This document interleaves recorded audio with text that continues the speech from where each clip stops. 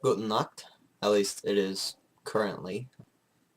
Today is currently February 22nd. I just finished watching a spot that Bill O'Reilly had on his show, The O'Reilly Factor, and I am pleased to say that it was actually not that bad of coverage. The event being the current inclusion of pagan and Wiccan holidays at the University of Missouri.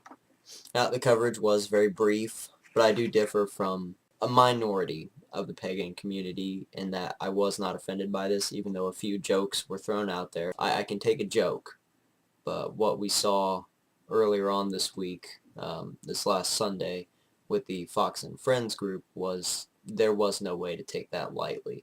The O'Reilly Factor, they were much less offensive. However, there were just a few misconceptions, a few things that could take a little bit more clarifying. Bill O'Reilly made the observation that there were several holidays that were recognized by the University of Missouri, that there were 11 Jewish, 7 Christian, 8 pagan, and he didn't know how many Islamic holidays there were. Technically, there were 7 Christian holidays, but only for Roman Catholicism and Protestantism. The full listing of holidays that were on there are Jewish, Christian, Roman Catholicism, and Protestant, Eastern Orthodox, pagan, Islamic, Hindu, Buddhist, Sikhism, Jainism, Baha'i, Shinto, Confucianism, and Taoism. I may have mispronounced some of those. Apologies if I did. Now, one of the things that I did want to address, the individual in the center of the little 3 slots. I forget exactly how he worded it, but the basic gist was that Christian holidays should be just as honored, just as recognized. Well, actually, on this list of holiday recommendations and informations, the Christian holidays have specific restrictions set aside, and they are days that, people take off. The pagan holidays, actually, there wasn't a single one that had these restrictions or reservations. Now, the question was brought up in a jesting way, but it wasn't anything that offended me, as to what pagans would do for spring break if we would go to Salem, Massachusetts. I would love to visit Salem just for the history there. But as for the comment itself, I take this as an opportunity to present some of our beliefs rather than just run through the video and trash everything. For most pagans, they would probably be celebrating Yostara.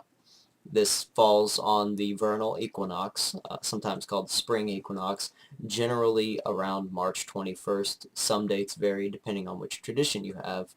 Speaking from a heathen perspective, this is a festival of renewal.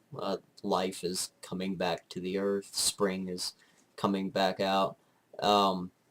Although sometimes winter would still be present. If you go up north, you still see snow, cold weather, but still life is kind of coming out.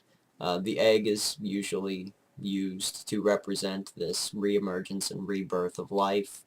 Eggs were usually colored, usually red, but any color would do. This is where we get coloring Easter eggs, and they would be given to people as kind of a well-wishing for the coming year, that they would have a bountiful harvest in the seasons to come. The rabbit was also a symbol of fertility. This was a time when, the birds and the bees happens. This, of course, is where we get the Easter bunny. So generally, it's a celebration of life and the reemergence of life. So that's what we would be doing for part of our spring break. So, for the University of Missouri, they have these points to remember. Some of these, it says kosher restrictions apply, refers to the dietary guidelines of Jewish law, which applies daily throughout the year. Restrictions include pork, shellfish, though fish are allowed, and mixing meat with dairy. So these are things that the school will take into account when they're cooking foods for their lunches, their dinners. They will also have, and I may mispronounce this, halal dietary restrictions. These refer to foods prohibited according to Islamic dietary law throughout the year. Restrictions include alcohol and pork.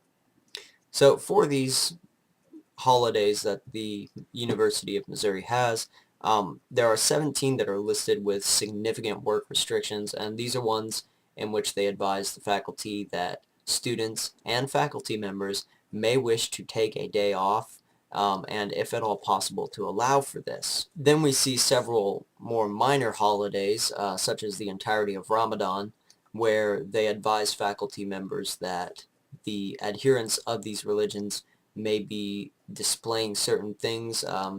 To use Ramadan as an example, they fast for 30 days, so it advises faculty members that Muslim students might have less stamina than usual and to not plan any strenuous events. So as we do see, these holidays are treated equally. As the gentleman in the left voiced his opinion that it's fine that we tolerate these religions, so long as the same respect and same equality is shown to his religion, they are. The Christian holidays actually do experience these significant restrictions, and as to where the schools should plan nothing and the school days might even be closed.